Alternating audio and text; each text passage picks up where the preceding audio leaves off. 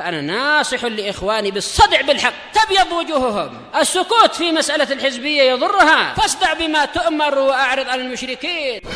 سلامي على دماج ورجالها والشيخ يحيى ودار العلم يا سعد بانيها.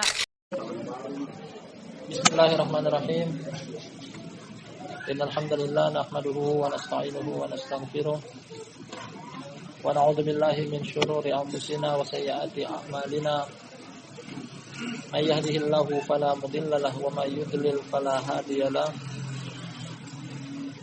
أشهد أن لا إله إلا الله وحده لا شريك له وأشهد أن محمدا عبده ورسوله عليه الصلاة والسلام تسليما كثيرا. Tsumma amma ba'du. Kita akan lanjutkan kajian rutinitas kita Bainal Maghrib wal Isya setiap harinya pada kitab Tauhid alladzi huwa haqqullahi 'alal 'abid. Materi tentang pengesaan Allah, ibadah yang merupakan hak Allah Subhanahu wa taala.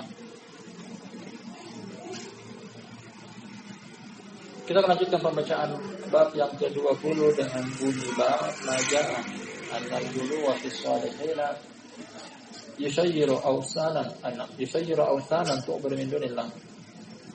Bab tentang berlebih-lebihan terhadap para orang saleh,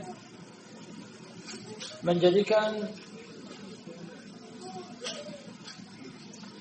kuburan mereka menjadi berhala disembah selain Allah Subhanahu wa taala. Jadi bab ini merupakan lanjutan dari 2 bab sebelumnya. Total dengan ini 3 bab secara keseluruhan berkaitan dengan para orang soleh.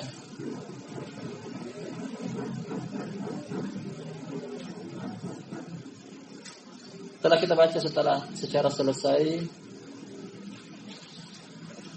beberapa dalil yang dibawakan dalam bab ini, di antaranya riwayat Imam Malik dalam Muwatta, Nabi SAW melarang untuk menjadikan kuburan beliau sebagai berhala selain disembah selain Allah. Dan juga tafsir dari Mujahid serta Ibnu Abbas yang menartikan perkataan Allah dalam surat An-Najm, "Afara'aytum Allata wal Uzza." Allah adalah seseorang yang memiliki profesi pengadon-adonan roti. Dia membagikannya secara gratis kepada jamaah haji. Ketika dia meninggal dunia, kuburannya dijadikan tempat bersemedi, tempat bertapa, akhirnya disembah selain Allah. Yang berikutnya juga larangan dari Nabi SAW untuk menjadikan kuburan sebagai masjid atau menyalakan lentera di atasnya. Beberapa masalah telah kita ambil, kita akan ambil yang berikutnya. As-sabi'ah, yang ke-7. Yang ke-7. Terakhir kita ambil yang ke-6.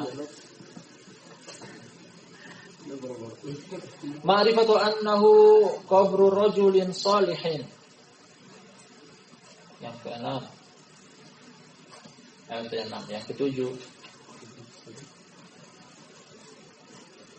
Pengenalan bahwasannya kuburan ini adalah kuburan orang soleh.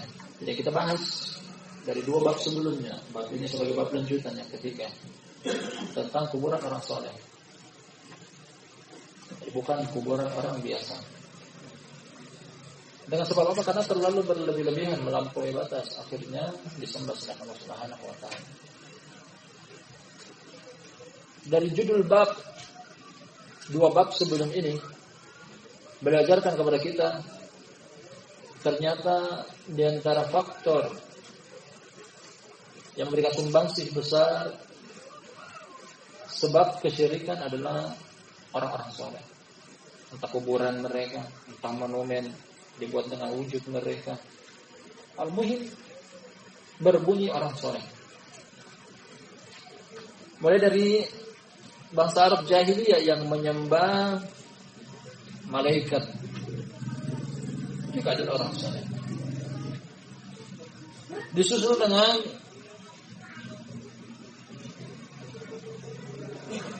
orang-orang Nasrani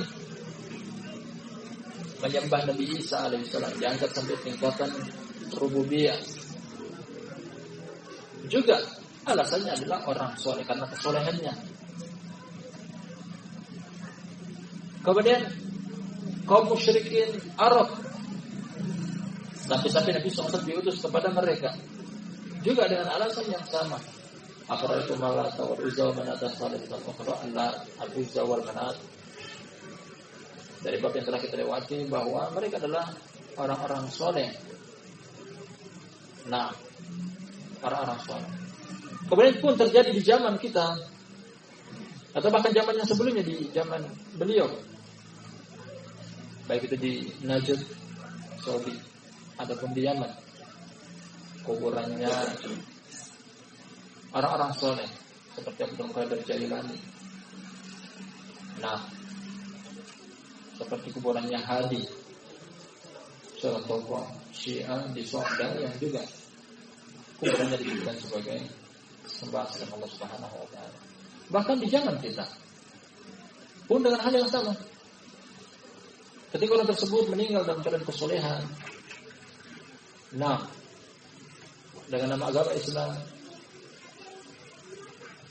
waktu demi waktu, masa demi masa terlewatkan, akhirnya terlalu berlebihan. Kuburan para wali, misalkan dengan wali Songo, wali 9, juga hal yang sama terjadi. Minta berkah padanya, berdoa di sisinya. Nah, datang dari tempat yang jauh berziarah demi dan tujuan kuburan orang soleh tersebut. Beliau ingin tegaskan kepada kita di sini pada poin yang ke-7 bahwa kenalilah bahwasanya kuburan yang biasanya dijadikan sebagai sesembahan selain Allah Subhanahu wa taala kuburan orang soleh. Nah, kuburan orang soleh berlebihan melampaui batas. Makanya jangan berlebihan. Orang soleh, sesoleh apapun dia adalah manusia biasa. Kalau para malaikat saja, tersungkur pingsan saking takutnya karena keagungan dan kebesaran Allah Subhanahu wa taala ketika menyampaikan wahyu. Kalau Nabi Muhammad SAW orang yang paling mulia di sisi Allah secara mutlak di antara manusia-manusia yang pernah ada. Bukan di tangan beliau memberikan hidayah, taufik, kemanfaatan, menolak mudarat. Bagaimana lagi dengan selain mereka? Sesoleh apapun mereka adalah hamba di hadapan Allah Tabaraka wa Ta'ala.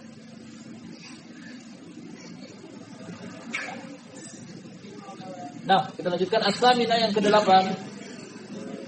Annahu ismu sahibul qabr. Wa dzakara makna tasmiyah. Ini diambil dari tafsir Mujahid dan tafsir Ibnu Abbas. Bahwasanya Lat atau Uzza atau Manat adalah nama seseorang dari pemilik kuburan tersebut. Nama penghuni kuburan yang tak lain dan tak bukan dia adalah orang soleh. Nah, jadi penamaan ini adalah nama sesembahan milik penghuni kuburan tersebut. Ya, ada tafsir tadi adalah kuburan, atau ada tafsir yang lainnya bahwasanya dia adalah monumen berupa patung yang dibuat dengan wujud 3 orang ini adalah Uzza Manat.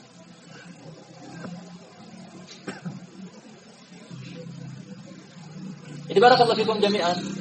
Ikhwan fillah rahimani wa rahimakumullah. Kalau kita telusuri lebih mendalam, ternyata di balik ini adalah permainan syaitan. Dia bersumpah di hadapan Allah Subhanahu wa taala Rabbul Alamin. Fa bi izzatik la ughwiyannahum ajma'in illa ibadaka minhumul mukhlasin.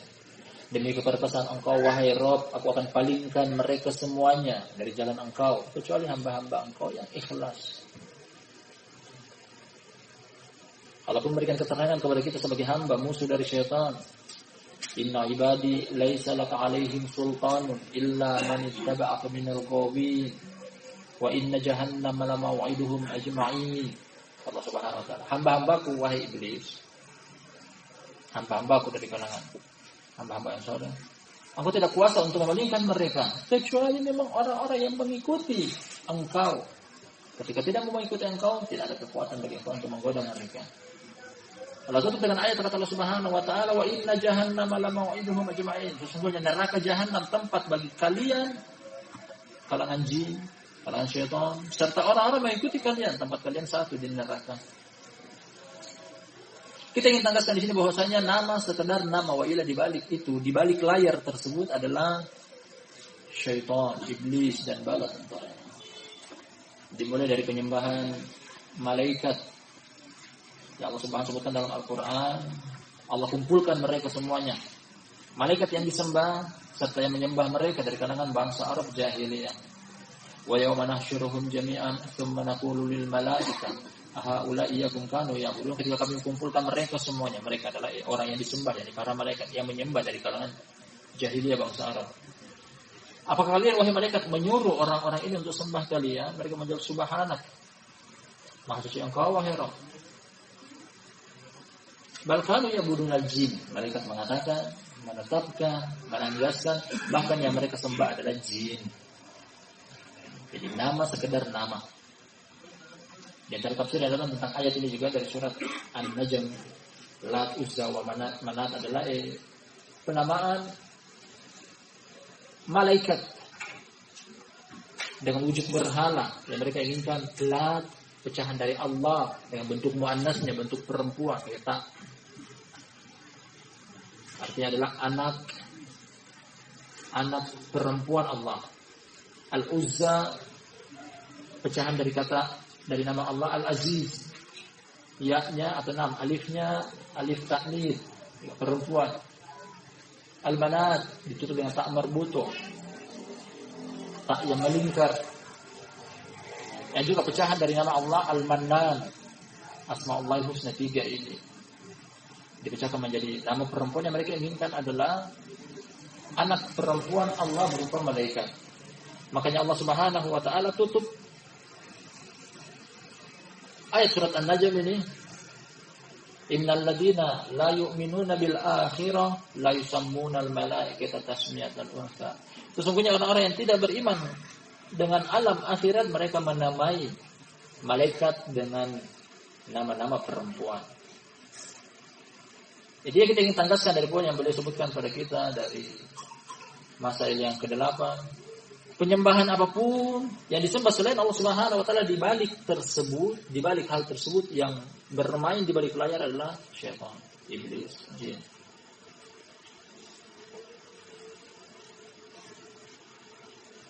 Bahkan penyembahan Nabi Isa alaihissalam juga jin yang bermain di belakang hal tersebut.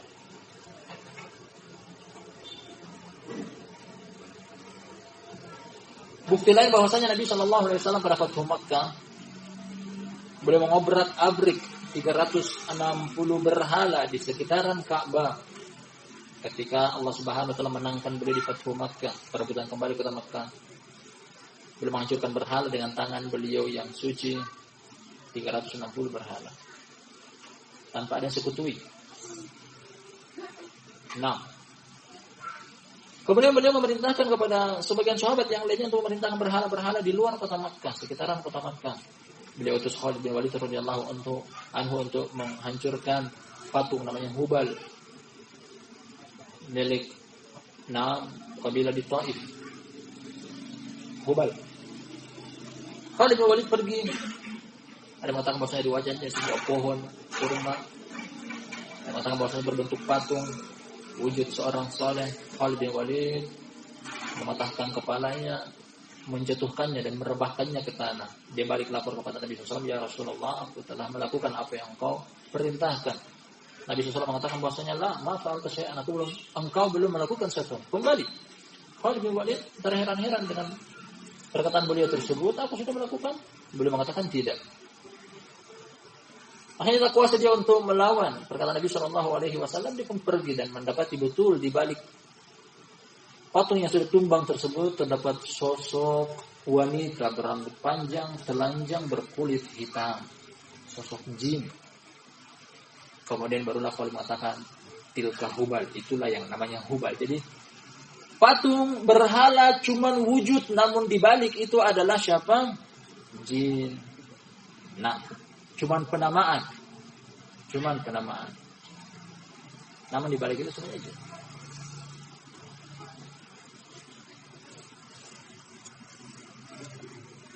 Seperti kuburan kita di sini di Sulawesi Utara ada Imam Bonjol.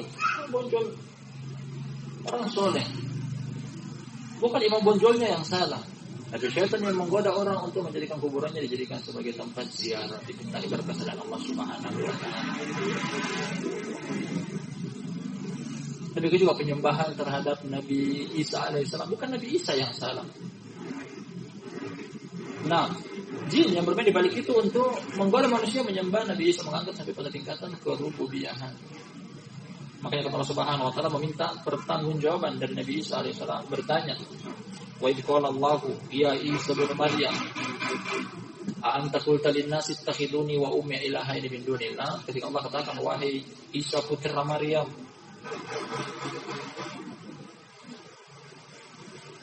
apakah engkau perintahkan kepada orang-orang untuk menyembah engkau dan ibunda engkau? Subhanak, ma yakunu li an aqula ma laysa li bihaq. Kata Nabi sallallahu alaihi wasallam, "Maha suci engkau wahai Rabb. Aku tidak pantas untuk mengatakan sesuatu yang bukan kepentinganku, bukan urusanku." Nabi Isa berlepas diri dari hal tersebut.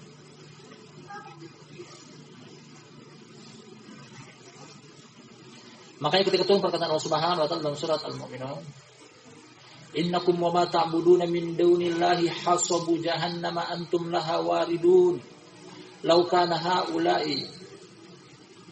kana haula'i alihatan ma waraduha wa kullun fiha khalidun. Lahum fiha zafirun wa hum fiha la yasma'un. Innal ladzina sabaqat lahum minnal husna ulaika anha mub'adun." Kata Allah Subhanahu wa taala dalam surat Al-Anbiya, "Innakum ma ta'buduna min dunillahi hasabu jahannam." Kalian dan apa yang kalian sembah selain Allah adalah bahan bakar neraka jahanam.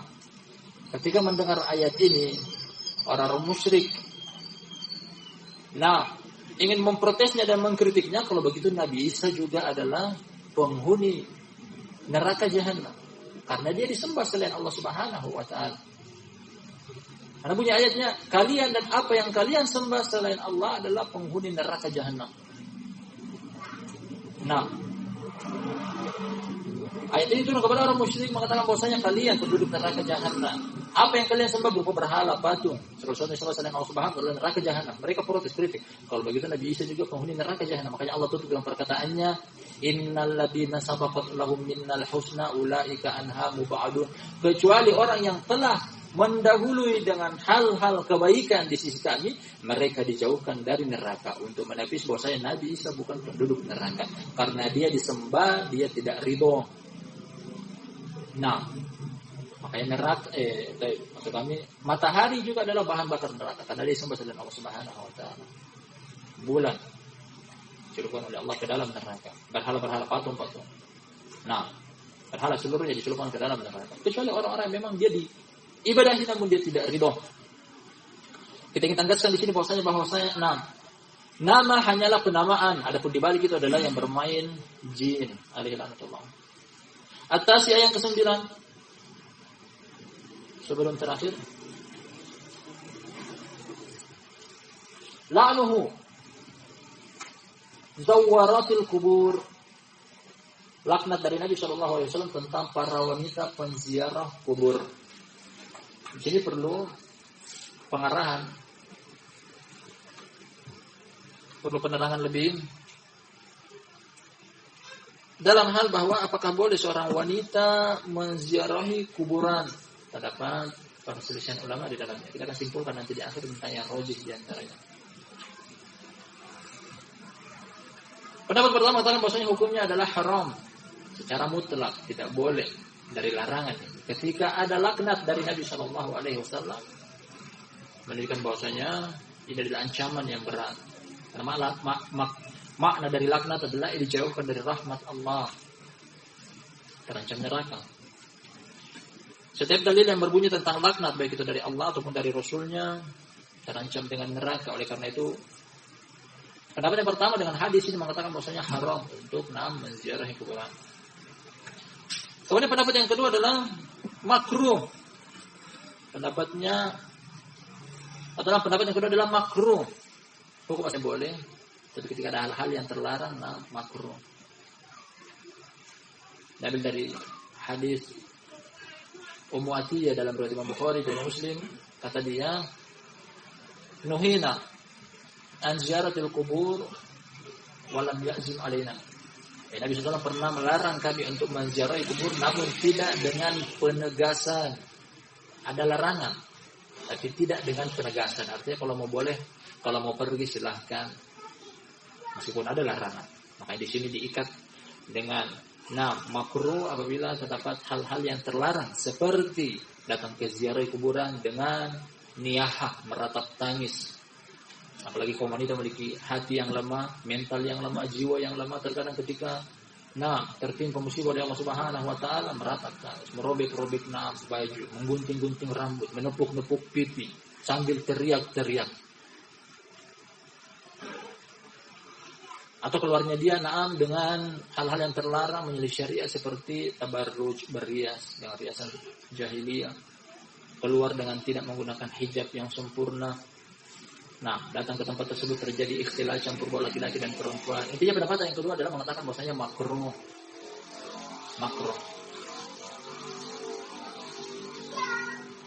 Yang ketiga, pendapat yang mengatakan boleh secara mutlak. Boleh secara mutlak. Secara mutlak artinya tidak ada keraguan tentang pembolehannya. La haram wala makruh, boleh. Halalan thayyiban.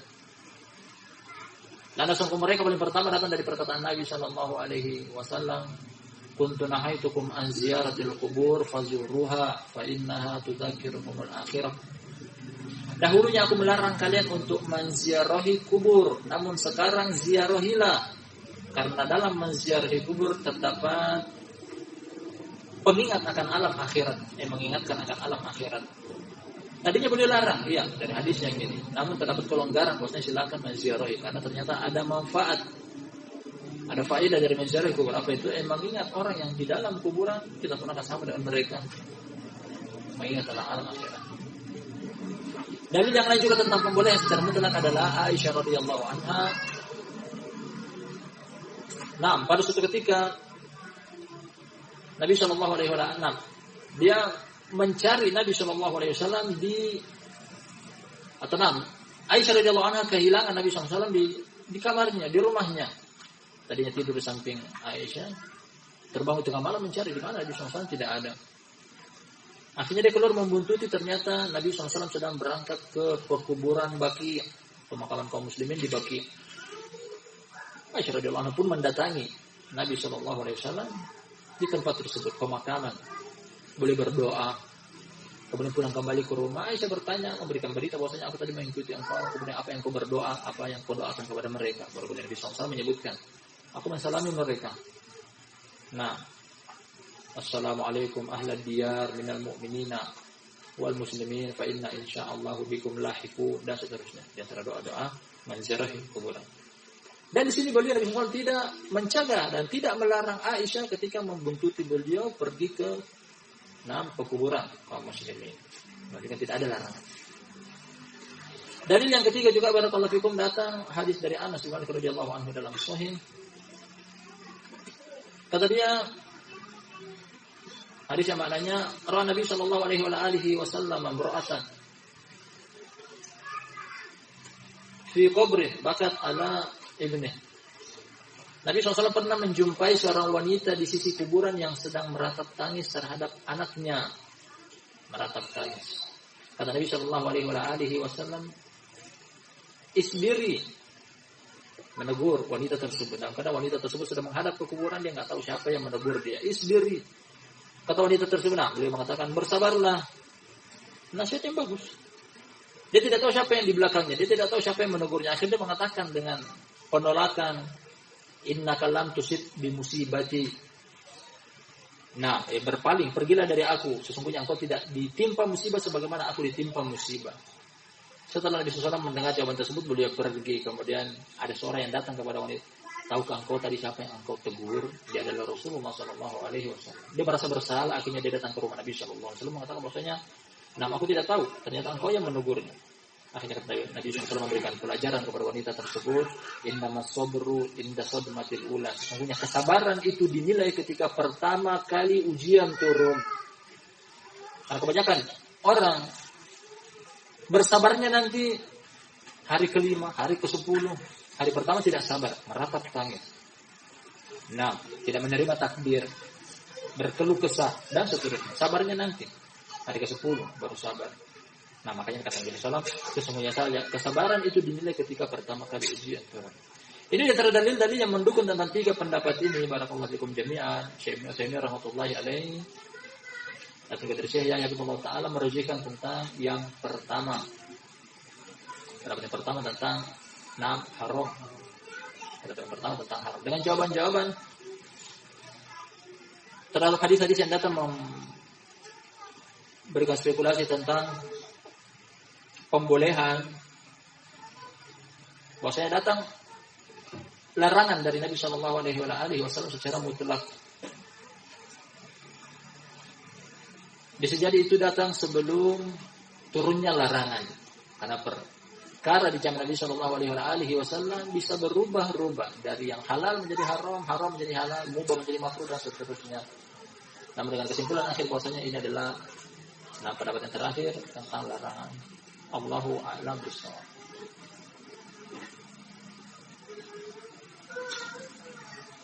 Al-Ashirah yang ke-10.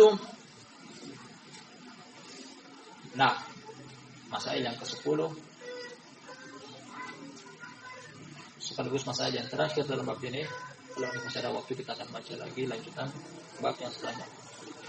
Yang ke-10, la'nuhu man asrajaha. Laknat beliau sallallahu alaihi wasallam orang yang menyalakan lentera di atasnya. Anak sendiri kurang paham, kurang mengerti tujuan apa mereka menyalakan lentera di kuburan. Biasanya malam-malam tertentu, 10 malam terakhir di bulan Ramadan, atau hari-hari perayaan Islam yang umum. Anak sendiri nggak tahu. Al-muhim ini terlarang dan hukumnya haram. Rata-rata daerah Jawa pun terkadang demikian. Nah, muhim dinyalakan lentera di atas kuburan, entah itu lilin atau lampu apa namanya, sumbu, menggunakan minyak tanah atau yang semisalnya, lampu botol pakai sumbu. Al-muhim hal tersebut adalah terlarang. Paling minimnya adalah bid'ah kalau menganggap itu adalah bagian daripada syariat Allah Subhanahu wa taala yang ternyata datang larangan, paling minimnya adalah bid'ah. Kemudian yang kedua, kalaupun seandainya dia menganggap bahwasanya itu ada manfaatnya baik itu kepada penghuni kuburan. Nah, dia menganggap bahwasanya mungkin di dalam kuburan enggak ada lampu, dinyalakan lampu di atasnya. Agar terang. Atau kalau menganggap bahwasanya kuburan tertentu saja yang diberikan lentera tersebut atau lilin dan lampu tersebut, bisa jadi suatu saat diagungkan kuburan tersebut. Orang menganggap bahwasanya kuburan ini ada lentera, kuburan yang lain tidak berarti kuburan ini lebih daripada yang lainnya. Akhirnya lama kelamaan akan dijadikan sebagai sesuatu yang diagungkan, dimuliakan lebih daripada kuburan-kuburan yang lainnya, bisa jadi disembah selain Allah Subhanahu wa taala. Dari sisinya dilarang. Tradisi kalau tidak ada dalilnya tetap haram. Tidaklah kesyirikan yang terjadi kecuali tradisi. Tidaklah kebid'ahan terjadi kecuali dari muasal tradisi dan adat istiadat. Para musyrik ketika ditegur oleh Rasulullah sallallahu alaihi wasallam, mereka pun menjawab, inna wajadna aba'ana ala ummah wa inna ala atharihim muqtadun. Kami mendapati nenek moyang kami di atas tradisi ini, kami pun mengikuti. Nenek moyang melakukan kejelekan, dicontoh oleh generasi berikutnya. Bukan berarti generasi yang melakukan tersebut tidak mendapatkan dosa, sama dosanya. Tradisi kalau salah tetap mendapatkan dosa. Kesimpulan dari bab ini barakallahu fikum jami'an bahwa penegasan, karena sebagian orang mengatakan datang syubhat bahkan dari orang-orang yang menisbahkan diri kepada agama Islam. Mereka mengatakan bahwasanya kesyirikan sudah tidak ada di permukaan bumi. Dulu waktu di zaman jahiliyah ada, adapun zaman sekarang tidak ada lagi yang namanya kesyirikan. Beliau ingin tegaskan di sini bahwasanya kuburan menurut hadis-hadis yang telah kita baca bisa berubah menjadi berhala yang disembah selain Allah Subhanahu wa taala. Hadisnya berbunyi demikian. Nabi SAW mengatakan demikian. Kesyirikan, selama terjadi kapanpun dan dimanapun kita anggap adalah kesyirikan. Jangan kita, bahkan semakin banyak kesyirikan lebih daripada mungkin bangsa jahiliyah zaman dahulu.